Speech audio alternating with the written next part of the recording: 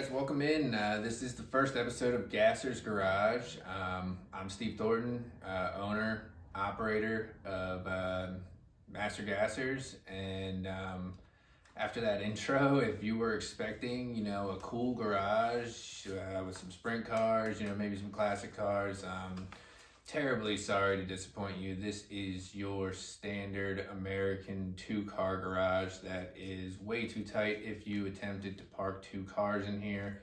So I parked one car in here, and I got this side open to film Gasser's Garage now. Gonna go over a few things, a brief introduction here to let you guys know what you can expect from Gasser's Garage, every week. I'm going to try to keep these videos under 15 minutes long, but this one's probably going to run long because, I got this intro going, try to give you guys an idea of what's going to happen here. So you'll see a few things, pop up on your screen now. The first is going to be what I'm calling a heat meter, and that is because I live in Arizona, and this garage, where every episode will be filmed regardless of the time of year, has absolutely no HVAC, no insulation. So during the summer months out here, it gets incredibly hot. Right now, it's December, it's about 70 degrees outside, and I got this little thermometer here, it tells us the temperature. Right now it's only 67 with 20% humidity. But that will change and it will get very hot. So yeah, I'm going to be suffering out here for the YouTube channel for a little bit. The other thing you'll see pop up is the scorpion tracker, and that's another thing that comes with living in Arizona. We do have scorpions, in this area. I live in, suburbs of Phoenix. So they're not the big black scorpions that you see, on TV or whatever. They're kind of smaller in comparison.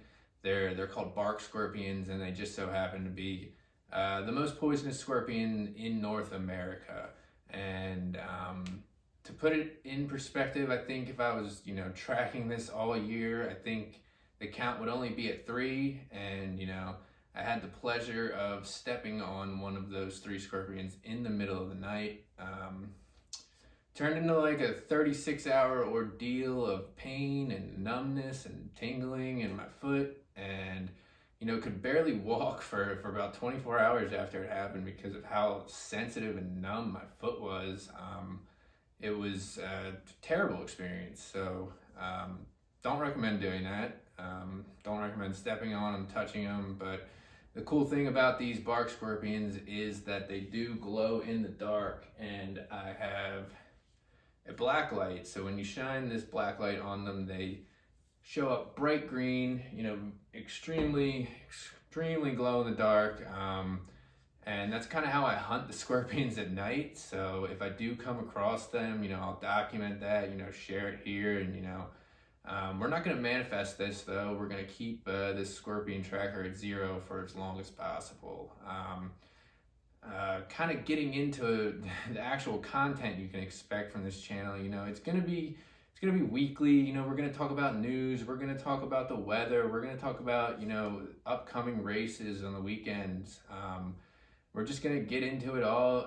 We're going to try to keep content unique and, just keep it interesting for you guys. If you follow me on Twitter, you can expect to see the tiers contests that I do, where you have to pick one driver from each tier, and then whoever gets the lowest combined finish kind of wins a Master Gassers sticker pack, giveaways. So that contest that I do is going to be moving to this YouTube channel, and if you subscribe below to this channel, you'll have the opportunity to participate in those contests and, win some cool giveaways throughout the year. So hopefully, once I figure this YouTube thing out, I'll get those board games, posted, maybe at the end of the video, somewhere down below where you guys can see those. And I'm going to do the first one for the high limit stuff at Perth. So, I guess the video episode 2, you'll be able to participate. So make sure you subscribe, like the video, and, you'll have an opportunity to get some giveaways. If you're watching this it's probably safe to assume you watch Dirt Tracker, you watch Justin and all the great content he puts out. You probably watch Chase Rodman on the Rodman Rundown. And like I said, I'm going to try to keep this content unique, but I think it's inevitable that there will be some crossover, and, there's going to be some crossover in this video today because Chase had already, briefly went over, the Perth Motorplex stuff with High Limit, the entry list, and, who from the United States is racing in Australia this season.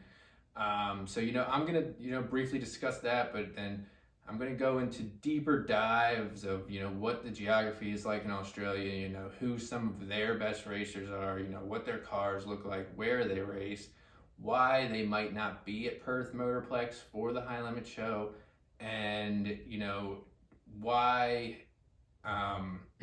some of the best racers will elect to kind of stay on one side of the country instead of making the trip over to Perth. So we're going to transition into that, and let's get right into it. So switching gears into the entire sprint car landscape of Australia, I created this map, and if my video editing skills are as good as I think they are, you will be able to see this map as well on your screen right now.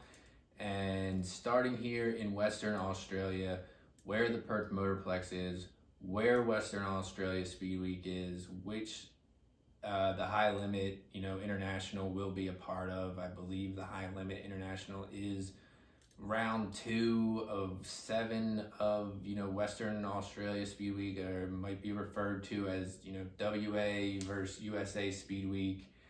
And, a lot of the US drivers that are coming to race for the High Limit event will stick around and run the full Speed Week. That includes the Bunbury Speedway down there as well. I believe there is 5 events at Perth and 2 at Bunbury. And like I said, car counts should be good there, 30 plus drivers, a good mix of Australians and Americans over there. Switching over to, South Australia and Victoria down there. This is the sprint car hotbed of Australia. As you can see, there is 1, 2, 3, 4, 5, 6, 7, 8 tracks around the area that host 410 sprint car racing on a regular basis during the summer months here. Murray Bridge in South Australia will be home to the Australian Sprint Car Championship this year, which will take place at the end of January, I believe, January 31st to February 1st, February 1st. That's a 2-day event, and it's definitely one of their biggest events of the season. And that comes right after the Grand Annual Sprint Car Classic down there at Premier Speedway. And, that is the Australian Knoxville Nationals.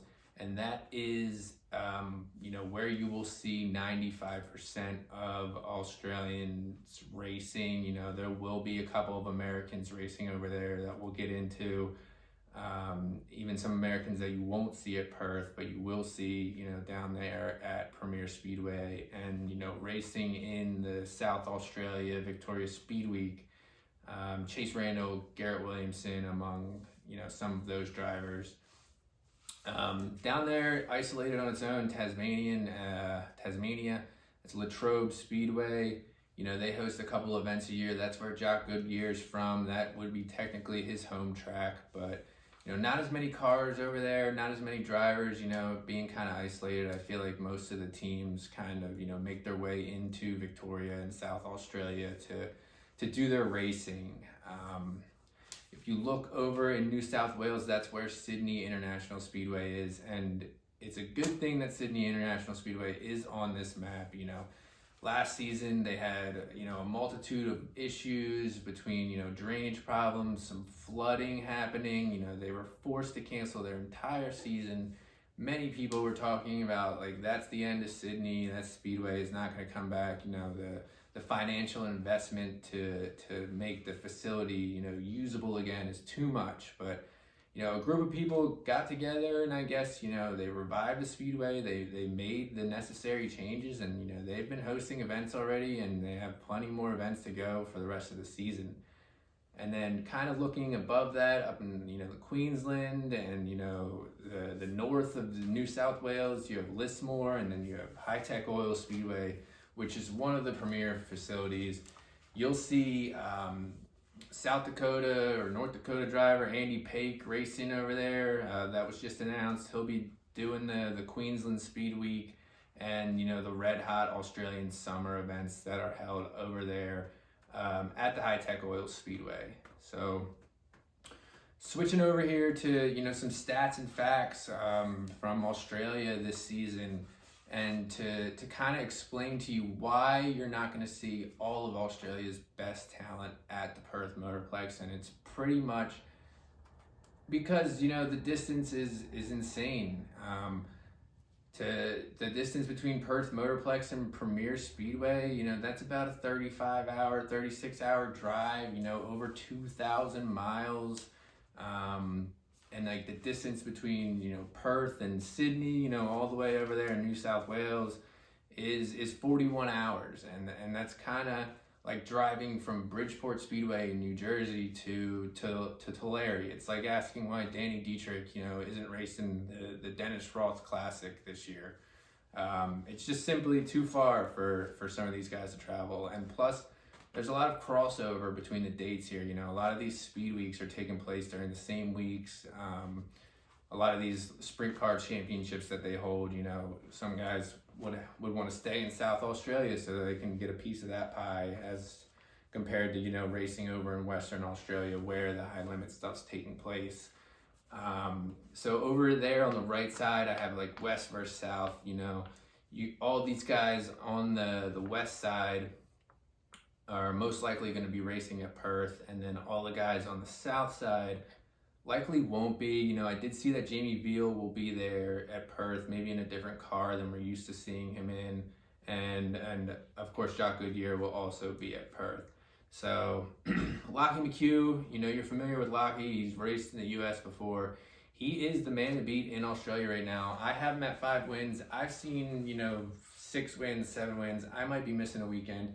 Some of those might be 360 wins. These are 410 stats only. So, I'm not 100% sure if these stats are 100% accurate, but, they have compiled the information to the best that I could, and this is what I got. So, Lockie's on top. Jock Goodyear's got a bunch of wins. Jordan Charge started the season off really hot.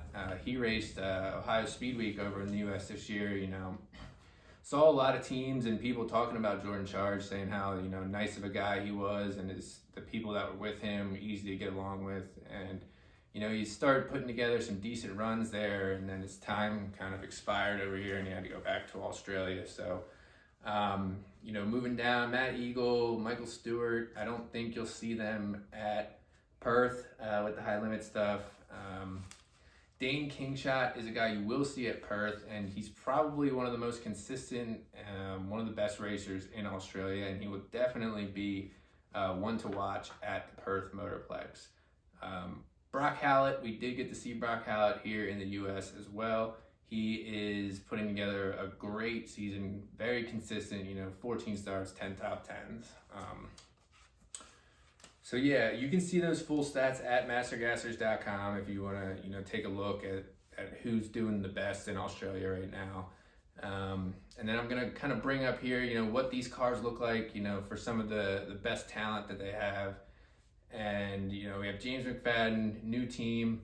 He's back full-time in Australia, and he will be at the Perth Motorplex. He has already won a race in that car. I believe it was his first race out. And, the way people are talking over there, it is going to be a deadly combination. He will definitely be winning a lot of races in that car. And then, like I touched on, Brock Hallett, Jock Goodyear, Caden Manders. Manders will be at Perth, and I believe Jamie Veal might be teammates with him. That might be wrong, but I don't think Jamie Veal will be in the Monty Motorsports car. He might be in a different ride. And then kind of switching over to the U.S. side of things, like I said, Chase Rodman had touched on all the entries for the high limit stuff, but these are the guys that will be racing in Australia. Not all of them will be at Perth, but, 10 of these guys, I believe, will be, with the exception of Riley Goodnow, Caleb Henry, Garrett Williamson, Chase Randall. Missing from this list is Parker Price Miller and Andy Pake. And I think Andy Pake, he's going to stick to the south side of things. And I believe Parker Price Miller will be racing with the high limit guys. I'm not sure what car he's going to be in. I have not seen any updates on that. Brock Stierfoss here at the top. He has a ton of experience racing in Australia. He actually raced in Australia last year, came back to the US, ran the opener at Volusia, then flew back to Australia and, finished off the season in that Gold Star Transport 95 car that we will see him in again. Rico Abreu, Matt Jewell, they will both be in the cars we are used to seeing them in the United States. Rico had shipped his car over there last season, and I believe Matt Jewell had shipped his car over here this season. So pretty cool stuff there. Going to transition now into the entry list. We're not going to spend a lot of time on that. So I believe there's about 30 guys entered already. I expect to see that list probably grow to around 35 or 40.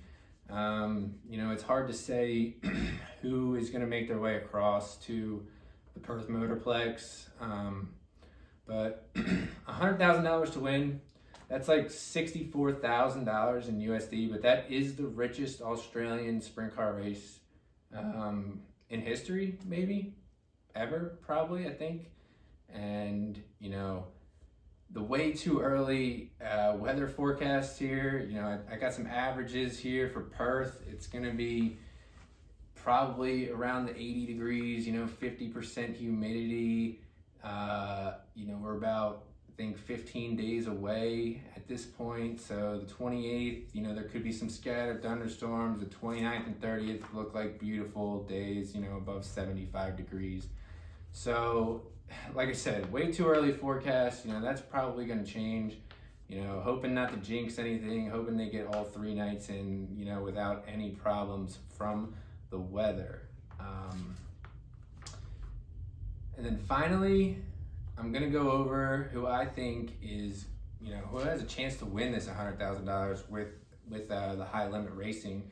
And the obvious ones, James McFadden, Jock Goodyear, Callum Williamson. But, my pick out of all of these guys who might be there, might be racing, is going to be Dane Kingshott. Dane Kingshott, he's racing for the Crikey Motorsports team, one of the best teams in Australia. He's one of the best at Perth Motorplex. If he's not out there winning, he's usually on the podium. So Dane Kingshott is my pick to win this race. He will beat the Americans, and he will be $100,000 richer. So be sure to tune in. That event will be streamed live on Flow Racing, and the dates are 28th, 29th, 30th of December. But I don't know if that's the same in the United States because of the ridiculous time difference that we have going on here. So yeah, you might want to check your local Flow Racing listing to get the exact time that stream will be taking place. But yeah, that's all I have for you guys today. Like I said, I'm new to this. This video quality might not be great, sound might not be great. I'm gonna work on it, get things better. If you like what you saw, I really appreciate you subscribing, liking this video, tuning in, and like I said, if you do subscribe, you'll have some opportunities to win some giveaways throughout the year, and content's only going to get better. So thanks for tuning in to the first ever episode of Gasser's Garage, and I will see you guys next week.